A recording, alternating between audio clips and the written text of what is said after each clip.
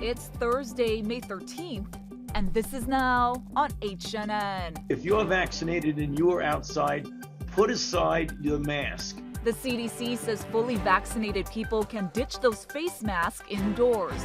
But will the state change its rules and follow the new guidelines? This as hospitals and clinics begin giving children as young as 12 the Pfizer vaccine. But this is a temporary situation. President Biden urges Americans to remain calm amid a fuel shortage. Plus, we'll hear from a witness who saw a homeless man being set on fire. It was so long that he was on fire. These stories and more coming up on This Is Now.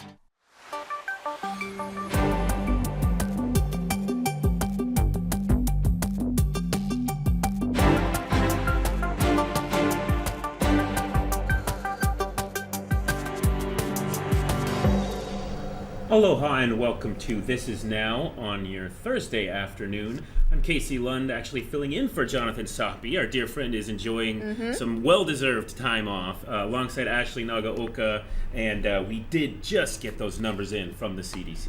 That's right. Health Department. That's right. The state health department is reporting 76 new COVID infections today and no new fatalities. We'll have that breakdown for you by island on your HNN digital platforms.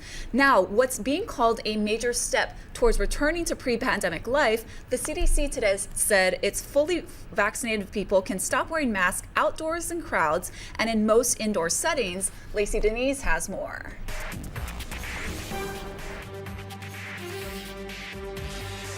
You can ditch the mask while outdoors if you've been fully vaccinated. That's what Dr. Anthony Fauci said this morning. We've got to make that transition. If you are vaccinated, you don't have to wear a mask outside. It would be a very unusual situation if you were going into a completely crowded situation where people are essentially falling all over each other. Then you wear a mask. But any other time, if you're vaccinated and you're outside, put aside your mask. You don't have to wear it. Fauci's comments echo CDC guidance about mask usage outdoors. This comes after Fauci said it may be time to relax indoor mask mandates as long as more people get vaccinated.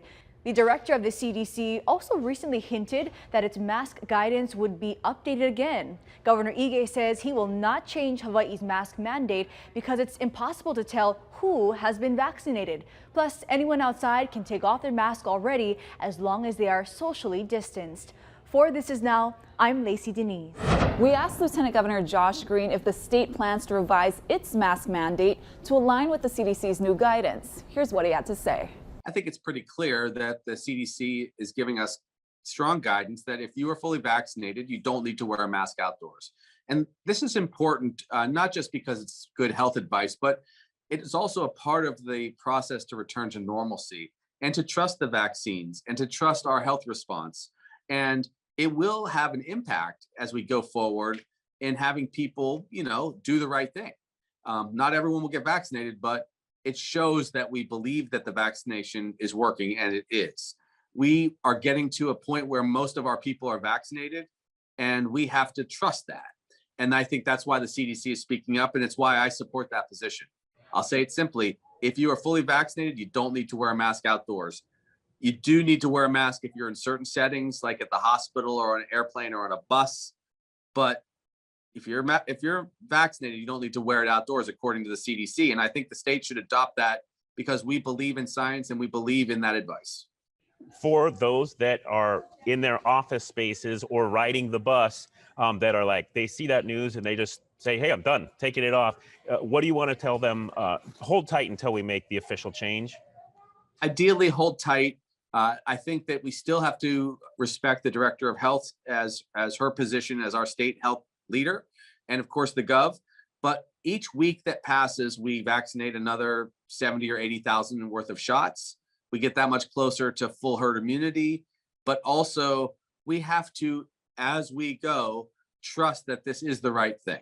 And part of what I'm hearing from a lot of people is they want to see a demonstration that this is working, that this is helpful. Our case counts are dropping because of the vaccinations. All that's correct.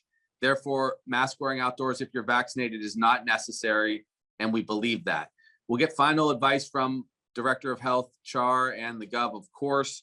But we're really headed towards a a solid victory on vaccinations by July 1st. Today is the first full day that kids between the ages of 12 and 15 can now get the Pfizer vaccine. Billy V reports on the local rollout. Thank you very much. Federal health officials have approved the Pfizer vaccine for those ages 12 through 15. Pfizer says that its vaccine is 100% effective for that age group. And there are places across the state like CVS right here behind me, Long's, that have their locations that are already taking appointments. There are 15 CVS locations with pharmacies that are ready and waiting for you. Consent from a parent or guardian is required, and an adult must go with the child to their appointment. You can schedule an appointment at cvs.com or use the CVS app. Walk-ins are also being accepted. Hawaii Pacific Health is administering shots at Pier 2 on Oahu and Wilcox Medical Center on Kauai. Kids can also get shots at those mobile vaccination clinics on campus. Kaiser Permanente is taking appointments, and so are the Queens Health Systems, including North Hawaii Community Hospital. And you can schedule an appointment for Adventist Health Council on the Windward side. They'll start doing shots tomorrow. Remember, kids of that age must be accompanied by a parent. That age group has experienced similar side effects that their parents may have seen, especially after the second dose. If you have a history of severe allergic reaction, don't get the shot unless you had a conversation with your doctor. I just talked story with some of the staff here and on the phone with other locations and other businesses. They are saying that you should probably call, if you're planning to do a walk-in, call that place first and make sure that they have the Pfizer vaccine. So that way you're not going down for nothing, because they may have the Moderna, they may have the Johnson & Johnson, but it's the Pfizer one that has been approved for 12 to 15-year-olds. I'm Billy V from downtown. Let's get you back into the station.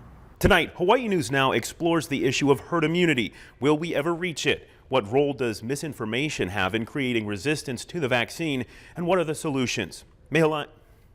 Mahealani Richardson hosts a panel discussion with the state's leading medical experts. That's at 6:30 p.m. on KGMB, K5, and all our digital assets, including Apple TV. After problems with online summer fun registration last Saturday, the city says it's modifying its upcoming registration schedule. Officials say potentially tens of thousands of site visits within minutes caused technical issues. Upcoming registration will continue to be held online, but the time slots will be split into 2 days. For kids in District 3, which covers Pearl Ridge to Waianae to Wahiawa, online registration starts this Saturday at 9 a.m. And District 4, Waialua to Waimanalo, will be next Saturday at 9 a.m. Japan has been handling vaccines much differently than we have here in the U.S. Howard Dykes spoke with Crystal Pryor from the Pacific Forum to see how this will impact Hawaii. Yesterday, Japan Airlines has canceled its second daily flight from Narita to Honolulu. So Hawaii is being adversely affected by this situation, and that's why we're watching it so closely. It looks like there's really no concrete evidence of significant improvement anytime through the summer, I guess. Right. I mean, and of course, we have a major event happening through the summer, but, you know, the vaccine rollout, which I can talk about, has been really slow in Japan.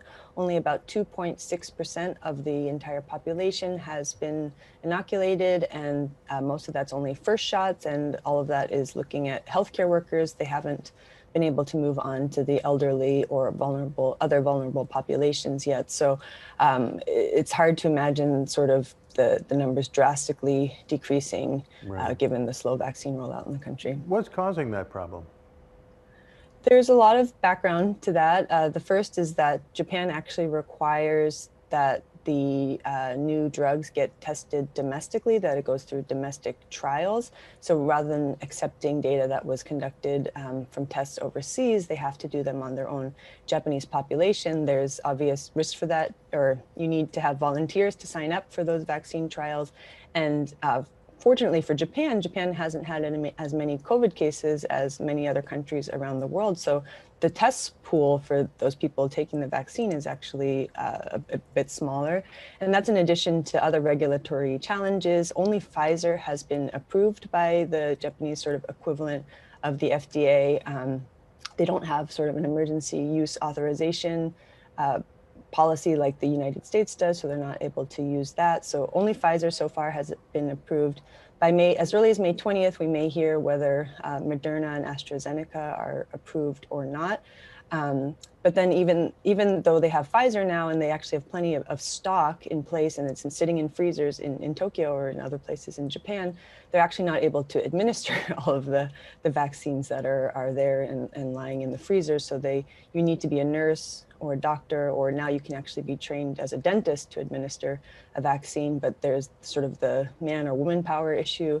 But then there's also the fact that even when the vaccine can be administered, it's hard to sign up for it. They're having sort of similar challenges like we had several months ago, where it's not so easy to get an appointment. So there's a very sort of logistical challenges also on the ground. And I'm here with my partner in crime, the other Sunrise reporter, who just got back from Kauai. We're doing a little bit of everything over there. But first, I want to talk to you about the Safe Travels program with the Vaccine Passport edition now. How did that all work? It was pretty smooth, and we went that very first day on Tuesday when everything started out. So pretty much it's a pretty easy process to upload your vaccine card. You fill out all of those forms on the Safe Travels website, and you have to have that physical card with you. If you, for some reason, don't have it or lost it, you definitely need to call the hospital, make sure that you have it with you, and those numbers are on the DOH website. Very good. I know you also sat down with Mayor Kawakami over there talking about restrictions. What is changing, or maybe what's on the horizon for folks on Kauai County? Yeah, so things are trending in the right direction. They went into Tier 3 last week. They moved back, so it's a little bit stricter, the guidelines. But Kawakami said that he's actually thinking that that's going to do away pretty soon. The minimum amount is 2 weeks that they have to stay in Tier 3 with those restrictions. And then hopefully they can move back to Tier 4. And he actually said he's thinking about doing away with the tier system altogether. He thinks it might be a little outdated because more people have the vaccine and there's more information out there. So that's all in the works. Last thing I want to talk to you about, because we've kind of already covered those, but I think a lot of people are interested in the Zuckerberg story, that property that he was able to acquire over there. You have some coverage of that coming up tonight. Tell me about that. Yeah, so he actually now has about 1,300 acres on Kauai. Yeah, he recently purchased about 600 not too long ago. That's right next to the other land that he owns. He purchased back a couple years ago. And so far, I was kind of expecting there to be a lot of controversy surrounding that, but he bought it from one corporation, the Waioli Corporation, and I talked to neighbors around there, and he's actually been a pretty good neighbor. He keeps to himself. He hasn't built a lot of property, or I should say buildings on the land, so it's pretty open space, and neighbors seem pretty happy with that. There's, of course, concerns that, you know, might not be a good thing for billionaires to be buying up large amounts of land like this when there's other people that are struggling to get housing, that sort of thing. But the mayor and a couple of the representatives there agree that he's a good neighbor. So we'll have to see how this plays out. Yeah, looking forward to that coverage coming up on Hawaii News Now tonight at 5 and 6 o'clock. And of course, you can find it on our digital platforms and at hawaiinewsnow.com. Thanks, Sammy. Yeah, of course. The nation's largest pipeline reportedly paid a $5 million ransom to cyber attackers to get the system back online. This as President Biden is urging Americans to remain calm amid a fuel shortage. Don't panic, number one. I know seeing lines at the pumps or gas stations with no gas can be extremely stressful, but this is a temporary situation. Do not get more gas than you need in the next few days. As I said, we expect the situation to begin to improve by the weekend and into early next week, and gasoline supply is coming back online, and panic buying will only slow the process. And I also want to say something to the gas stations. Do not, I repeat, do not try to take advantage of consumers during this time. The Colonial Pipeline says the ransom was paid in cryptocurrency last week and that it could take several days before the system is back to normal.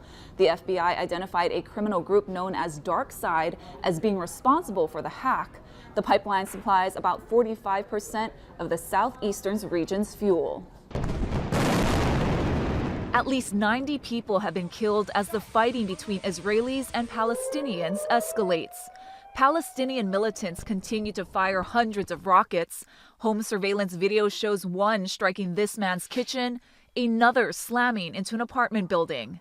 And Israeli bombs are leveling their targets, like this 14-story tower in Gaza City. There was a big bomb. It was very, very frightening. The fighting has spread to cities where Arabs and Jews live side by side. It's the widespread violence that worries leaders and threatens to open a dangerous new chapter in the decades-old conflict. The city launched a second mobile homeless outreach center in Wahiawa this week to provide those in need with temporary shelter and triage services. Officials say the site will be operational for the next 90 days. It's all part of the HONU program, which stands for Homeless Outreach and Navigation for Unsheltered Persons. It's a partnership between the city and the state. The first HONU site was set up at Kehi Lagoon last year, and officials say more than 300 individuals were admitted and more than half moved into more permanent housing. We told you yesterday about a homeless man who was set on fire in Chinatown. Our Allison Blair spoke with a witness who saw the horrifying attack. Witnesses say a little after 3 this morning, someone set an object on fire and threw it at the victim. The second attack happened 3 hours later. That time, the suspect allegedly used an accelerant and a blowtorch. It was so long that he was on fire. And even when he was on the ground, it took so long for them to get all the flames out. This woman says she's still trying to process the horror of the crime she witnessed early Wednesday morning. For her safety, we've concealed her identity. Like I said, it was so fast, so fast. She was parked nearby when she noticed a man walk towards the entrance of the Sidaidu building.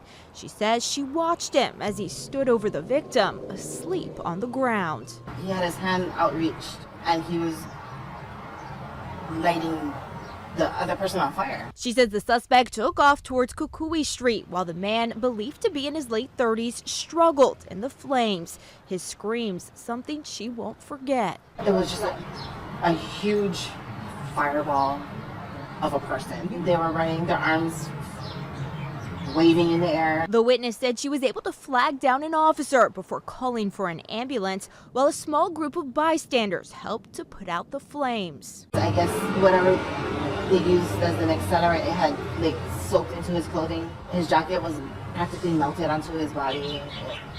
Somebody kept screaming for him to take off his jacket.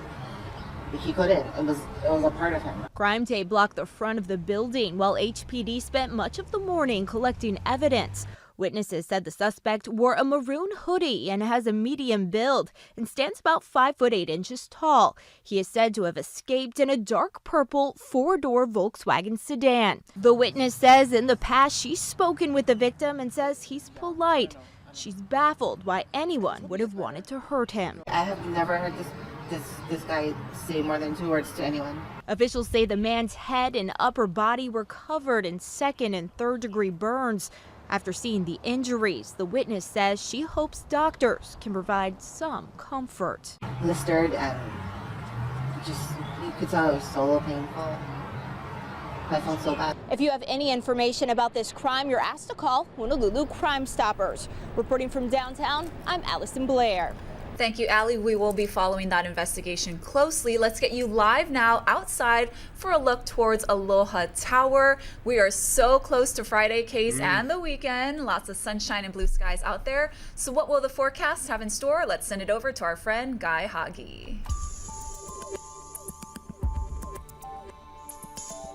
How's it on this Thursday? We've got breezy trade winds. They're taking over, especially from Maui to Kauai. Humidity levels not an issue, except, of course, for the Kona side of the Big Island. Because of the Kona winds there, it's going to be hot and sticky.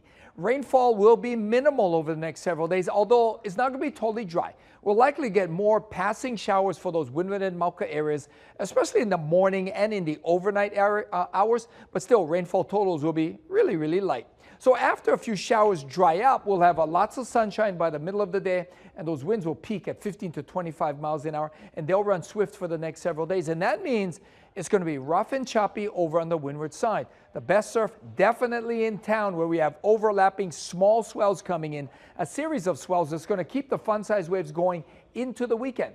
And the weather is going to be very good beyond the weekend. Breezy trade winds will be in control all the way till Monday, but it's still going to be breezy after that. And if anything, we might see a few more showers for those windward and Mauka areas from Friday through Sunday, with still lots of sunshine. Keep it here on Hawaii News Now. We'll have all your severe weather updates.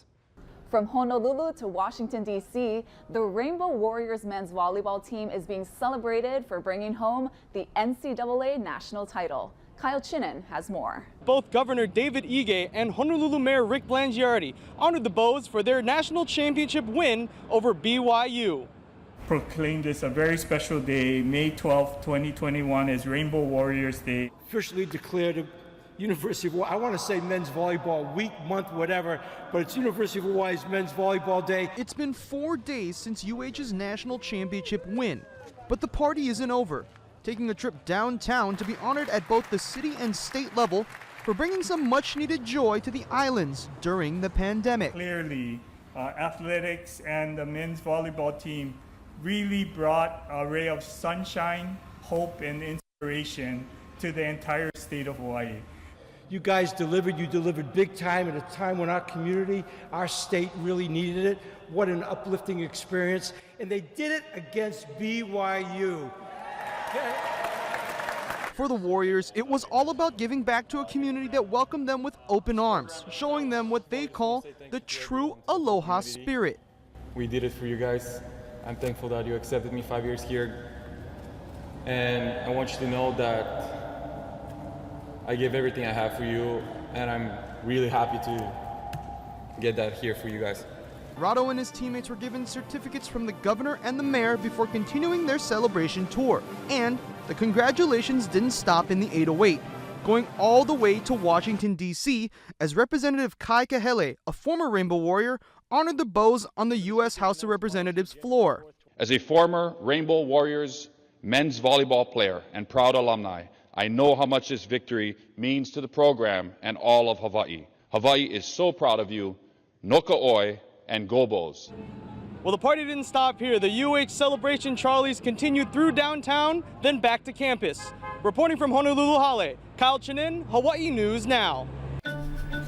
Mahalo, Kyle. And now let's see what the internet is talking about, you guys. How about a side of fries with your vaccine? Today, New York Mayor Bill de Blasio announced that vaccinated New Yorkers can get a free order of fries from Shake Shack. Now, the mayor even snacked on some fries during his press conference. People who got their shot at a city mobile vaccine clinic will also get a voucher for a free burger or sandwich. Now, vaccinated New Yorkers will also get a chance to win free tickets to the governor's ball and live music festivals planned for the summer. And Case, we've been seeing this in other states. Ohio yesterday, they said that they have 5 weekly drawings for $1 million for residents who got at least one dose, and they even have a lottery for teens for full scholarships to the Ohio public schools. I was going to include that one. Yeah, we had too much great local stuff, but I did have to include this story, Ash. Okay.